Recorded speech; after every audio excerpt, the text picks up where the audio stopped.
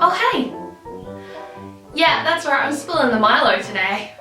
Alright everyone, put on your opera glasses because it's time to present Maestro Mickey Mouse and the Philharmagic Orchestra!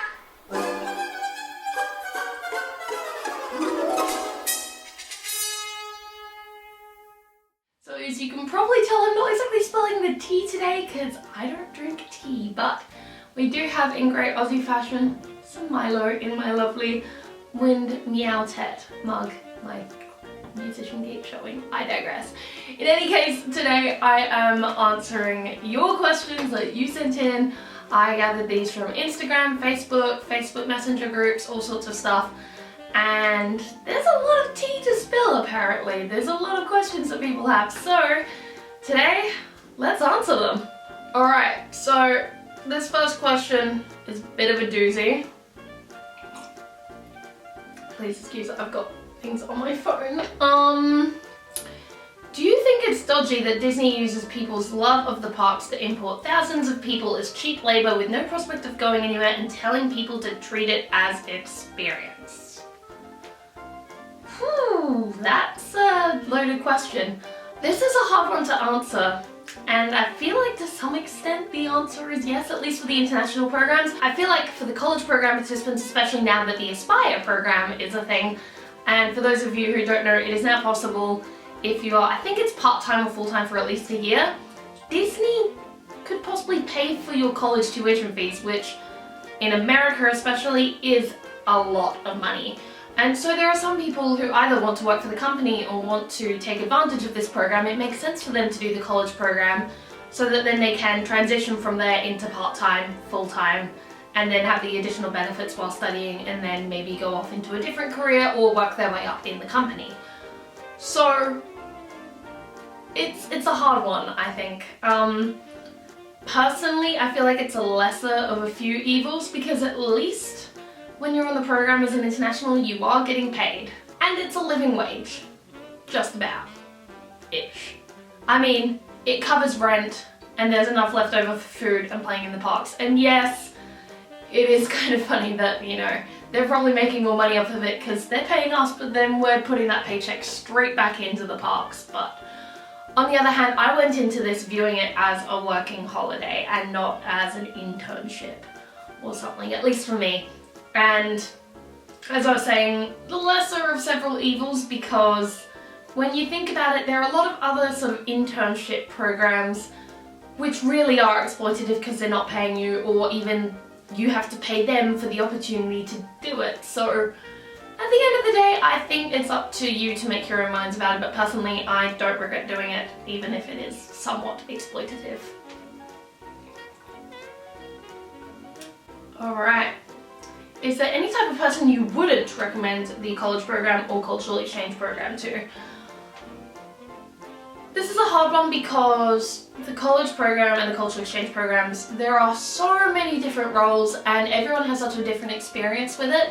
And so I feel like there's a lot of versatility within the program to suit quite a lot of different people.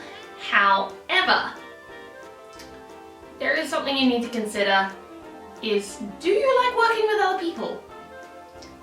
Because even in the most introverted of roles, say like costuming, even if it's not guest facing, you're still interacting with cast members all day.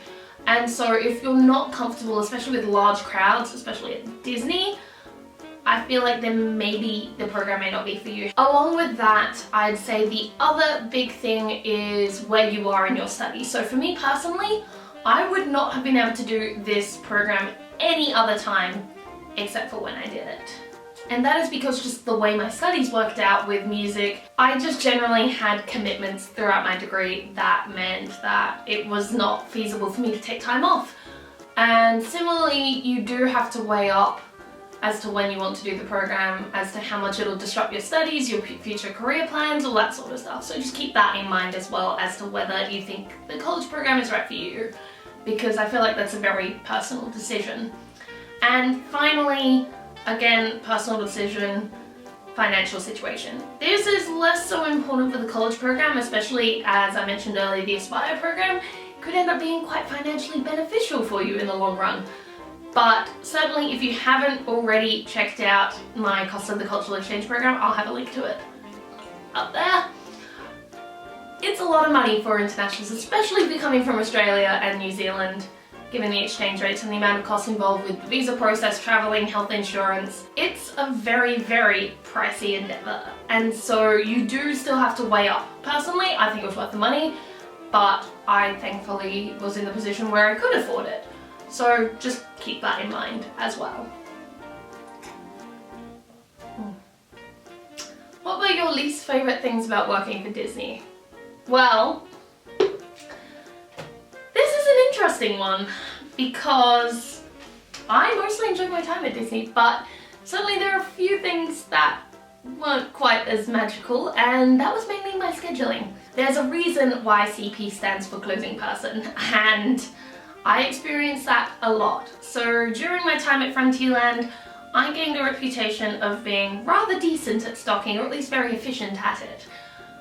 It's not that I didn't mind stocking, it's just that I personally preferred register, and it can be pretty physically exhausting and quite stressful at times, especially depending on which place you're doing. By the end of my program, I had Splash nailed down.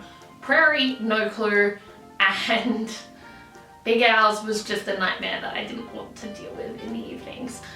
Just all the drinks. But yeah. Basically, there was a week, it was actually the week after I filmed A Week in the Life of the Cultural Exchange Program participant, where I was stocking every single night, closing. And if you're a closing stock person, keep this in mind, at least it was the case in Frontierland. We would have someone in the store who was closing, finishing at, so for example, if the park was closing at midnight, you'd have someone finishing at 12:15. You'd then have someone else finishing at 12:45, and then you have the stocker finishing at 1:15. So we're always the last ones to leave, except for the coordinators and leaders at the end of the night. So I had an entire week of just stock shifts. So basically, I was starting at 5, ending at 12:15, 1:15. And so as a result, by the time I got home, I was just completely dead. And then I woke up in the sort of early afternoon and then got ready and went out to work and literally did nothing but working and sleeping for that week. So yeah, definitely there were some times where those late nights kind of got to me, exhaustion-wise. But otherwise, to be honest, I had a pretty great time on the program. Now, following on from that question is, what are the working hours like? This one really depends on your location and your role.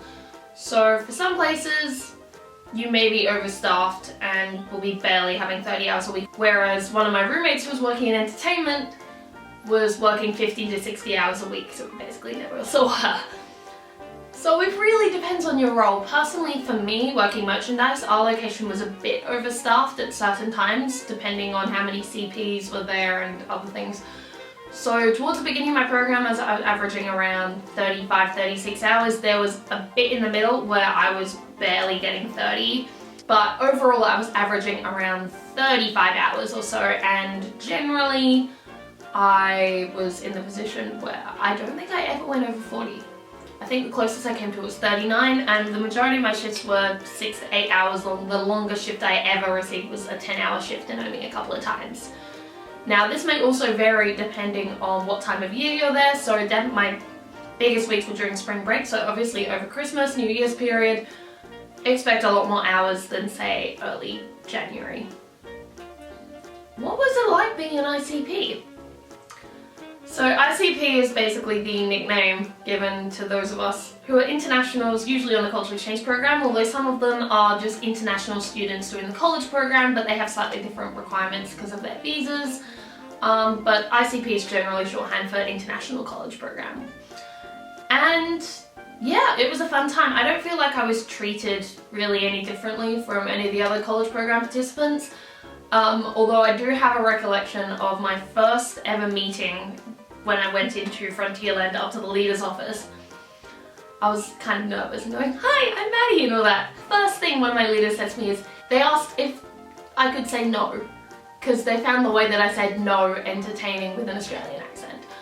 But for the most part, I had a great time, and the only real thing that would sometimes be a bit of language was different, and they pay me out about it. Or I had one of my coordinators always jokingly try to help me speak American. Because if you're in Frontierland, it doesn't matter what country you're from, you still say howdy. So it was a great time, and definitely I had some different interactions with guests, perhaps, than normal CPs would have had. Especially as soon as you heard an Australian accent nearby, you could guarantee that you're going to have a conversation with that guest for at least 10-15 minutes. And the number of people, they can see my name tag says Australia. There are still people from England asking where in London I'm from. Which, to be fair, I am a first-gen Australian, and the Adelaide Australian accent is generally more British and posh than the rest of it. Because, hey, because guess what? Fun fact. We're the only state non-settled by convicts. Yay, we actually chose to come here. But also the fact that my parents are British, and also that my customer service voice also gets a little bit more British as well. So apart from that, I don't feel like my experience was that different from a regular college program participant. Although the thing is, I don't think there really is an average experience because everyone's is so different. But other than that, I also do feel like in general when it comes to social media, I feel like my channel and everything's just been a little bit more niche than other bigger channels on the college program, mainly just because it's a smaller audience. I mean, there's only usually about 200 or 300 applicants from Australia every year, and just generally I didn't engage as much with the US vlogging community while I was there. I could have maybe done that more, I guess. But shout out to the vloggers that I did get to hang out with a bit. Brooke is amazing, also another international actually. If you haven't seen her videos, they are amazing, part of Brooke's world. And also one of my favourite people I met on the program. I'm so sad I didn't get to hang out with her more, Alexa, and her channel Alexa and the Vlog. Really interesting and different perspective on the DCP from the perspective of a person of colour, and she's just a lot of fun to hang out with. So I did kind of dip my toe in the water in that regard, but nothing to the same extent as sometimes you see these big American vlogger collabs that never really happened for me. Do cast members become a close family, or is there always a low-key rivalry? Once again, I got lucky with my location. Everyone was super friendly. Now, obviously, the full-timers, especially those who have been here 10, 15 years, there are a few of them in Frontierland. They aren't as likely to want to get to know you as much because, well, simply because they know that you're going to come and go within the space of a few months. But in general, I felt really welcomed here. I have, however, heard of some locations where there's a fair amount of animosity towards in particular college program participants because of hours. Now this is kind of calling back to that first question about exploitation, because in this sense, as part of our contracts, both cultural exchange and college program, we have a minimum number of hours contractually. And same with full-timers, I think they can bid for hours. And so especially if your location has a lot of CPs and a lot of full-timers, it means part-timers oftentimes will get literally 0 hours in their week because they're not guaranteed anything. And they'll be begging for shifts up on the Facebook trading pages, and as a result, I can understand why there would be some animosity between college program and in particular part-timers.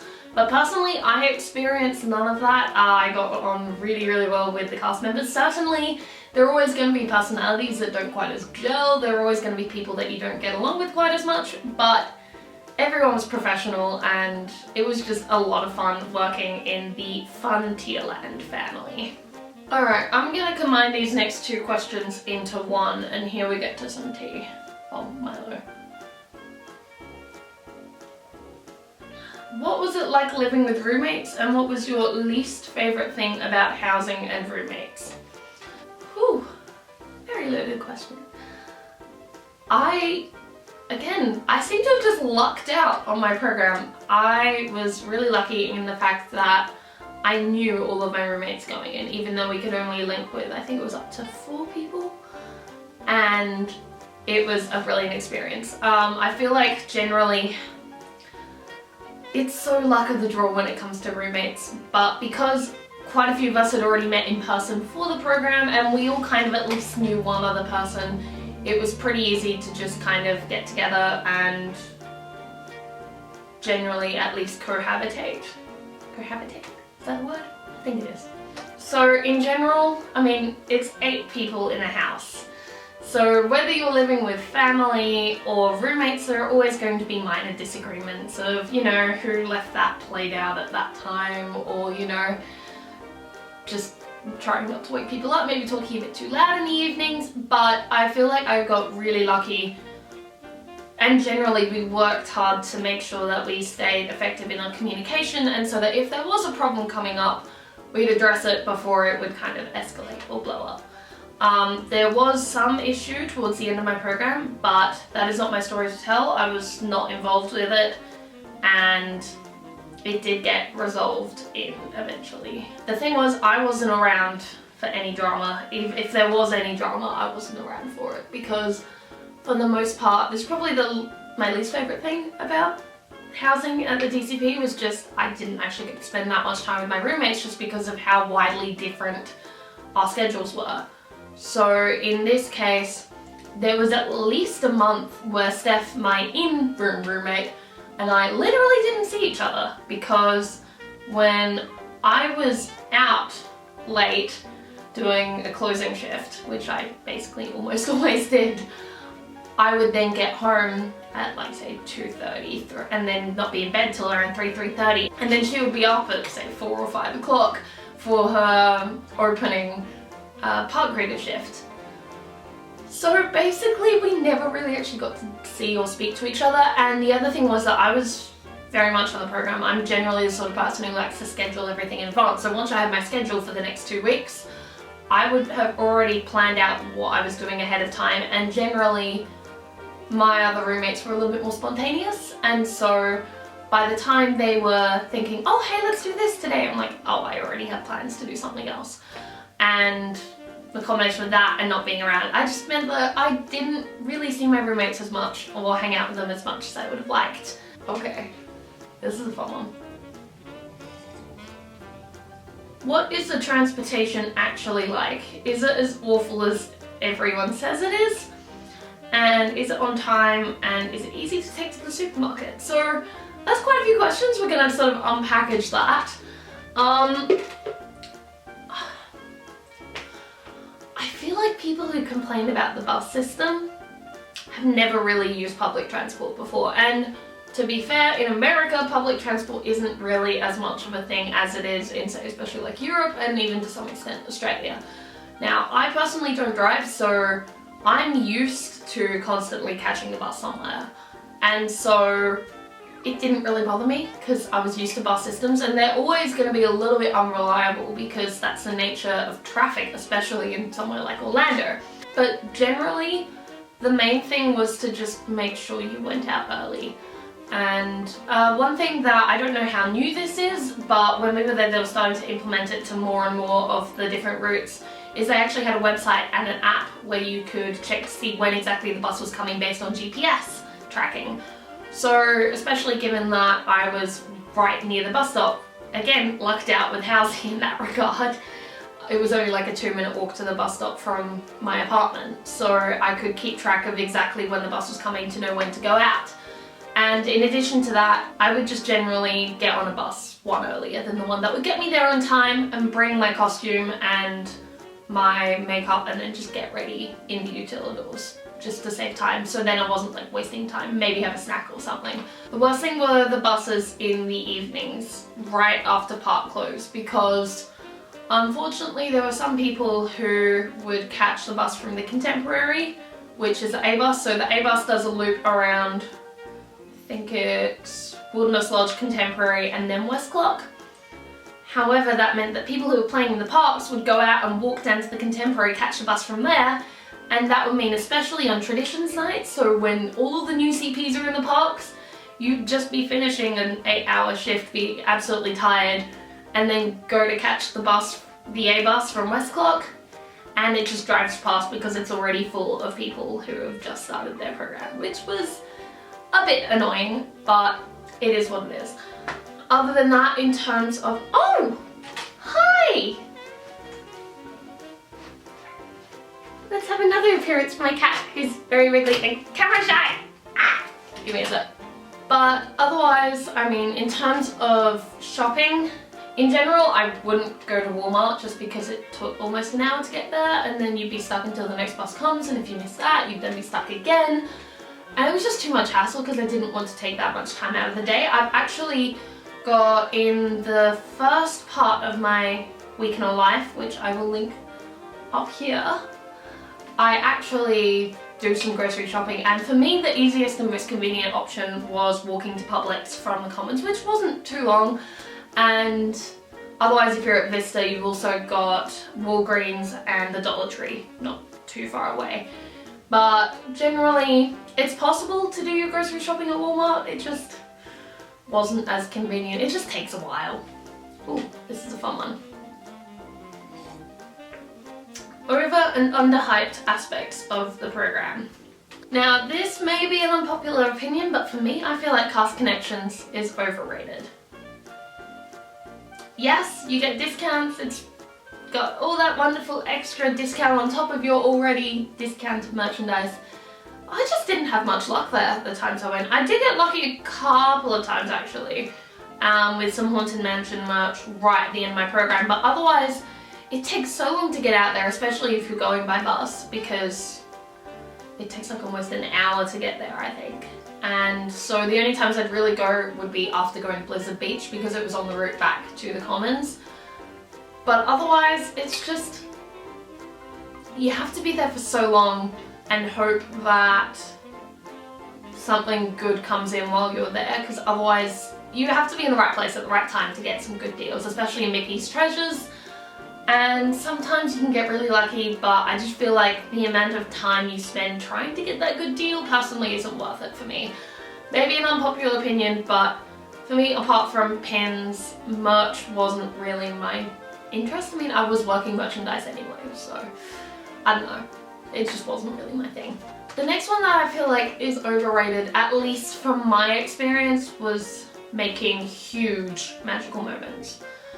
You always hear about the amazing things that cast members do, whether it be things that go viral online or stories from other cast members and vlogs like this one, and you hear so much about the possibilities of making incredible moments of magic that go above and beyond your normal job.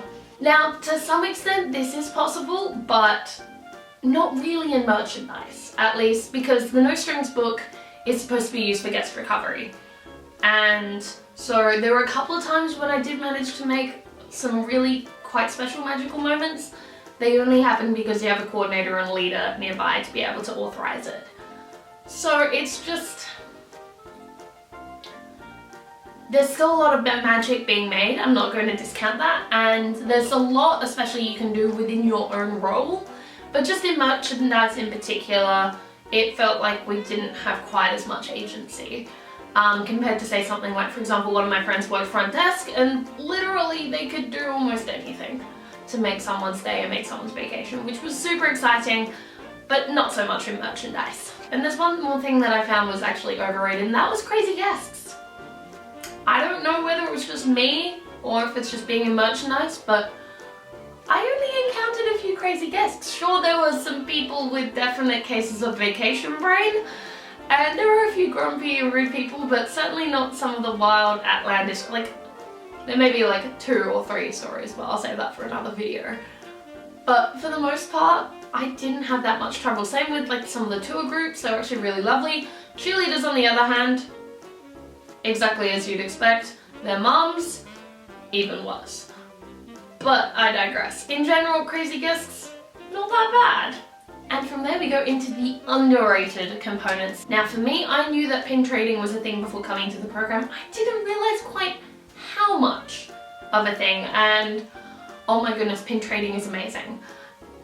It might have just been underhyped because I wasn't really exposed to this beforehand, but working in the trading post and seeing how excited people get about pins, and probably most of my favorite guest encounters and memories come from pin trading. So to some extent I feel like this is both underrated and overrated. Utilitals are definitely overrated. They're magical the first time you go into them, but then you start working down there. And especially if you're in Frontierland, it's right near the trash compactor, so you always know when you're coming up to the Frontierland and Adventureland sort of turning point when the smell just hits you. It's awful. So yeah, I feel like generally utilitals aren't quite as interesting, but generally seeing backstage is amazing. But in particular, backstage tours and the opportunity for backstage tours. Again, I was just super lucky with my location. I got to do 4 backstage tours, and I could have done more if it weren't for the fact that I missed out on the sign-up sheet for Expedition Everest because I happened to have a 3-day weekend because of how scheduling worked out. And I didn't get picked for Fantasmic, but I still got to, in the first 2 weeks of my program, I got to become an honorary caretaker of the Haunted Mansion with a backstage tour. I got to do Rock and Roller Coaster, Tower of Terror, and a surprisingly interesting one in the form of Rivers of Light at Animal Kingdom. So again, this is probably just because my location and the leadership team there was really engaged and wanted to kind of make our programs by having these opportunities, but still, I was not expecting there to be so many opportunities to really explore backstage more than just going to work. And now the final topic I wanted to talk about on this question is again both under and overrated, and that's housing events. I feel like the welcome events are kind of overrated. Basically, I would just go for the characters, food, then leave. Same with the graduation event, but then again, we've got a whole other situation that went on with that, as you might have seen in my last video. But the other housing events are amazing. I got to swim with manatees. I know of people who went out on excursions to see Anastasia. One other person I know did an airboat tour to see gators. I never actually got around seeing it. I never got around seeing it! I didn't see a gator on my program, damn it! Okay, that's a video for later, my regrets on what things I didn't do on my program. But the standout for me was Night of Stars. That event, especially participating in it, was so much fun, and definitely if you get the chance, it happens twice a year, check it out. But just in general, housing events, really, really fun, and the housing events team are amazing people. Shout out to them and all the work that they do. I hope I don't have a milk moustache after that. Alright, this is the final question. We've got there, we made it through. Are you dealing with post-Disney depression? I was. So this is actually going to be the topic for my next video coming up. Milo went down the wrong way. Hate when that happens. Anyway, this is actually going to be the topic of next week's video because, yes, now obviously not to be confused with like an actual serious disorder like clinical depression, it's still a depressive state of mind, and especially after coming back with injured fingers, not being able to play music, and I was at home while Everyone was checking out the new Harry Potter ride at Islands of Adventure. They were having Galaxy's Edge previews, and my relationship with social media was not particularly healthy during this time. I am glad to say that I am basically over it. Quick promo in that Dungeons and Dragons cures post-Disney depression. No, really, I'm actually being serious. Dungeons and Dragons helped cure my post-Disney depression. It filled the Disney-shaped hole. But anyway, also link down below to Tabletop Fables, which I participate on every Tuesday at 7:30. Okay, enough non-subtle plugs. But really, yeah, post-Disney depression is a thing. I thought they were joking about it. But no, it's real. And it hits hard. And it's only really in the last like month or so that I feel like I'm finally over it as such. So definitely stay tuned for next week's video where I go into more details about post-Disney depression and in particular how I personally got through it. So that concludes the video. Hope you all enjoyed it. If you did, definitely hit that thumbs up button and click subscribe down below because as I said earlier, next week is coming up with dealing with post-Disney depression and you can expect more sit down, story time, informational, random react videos, who knows what I'll end up doing, but it's going to be Disney related. I've still got plenty more stories to tell. And finally, if you have any questions that I maybe didn't answer in this video, pop them down in the comments below and I will get to them as soon as possible. So until next time, TTFN.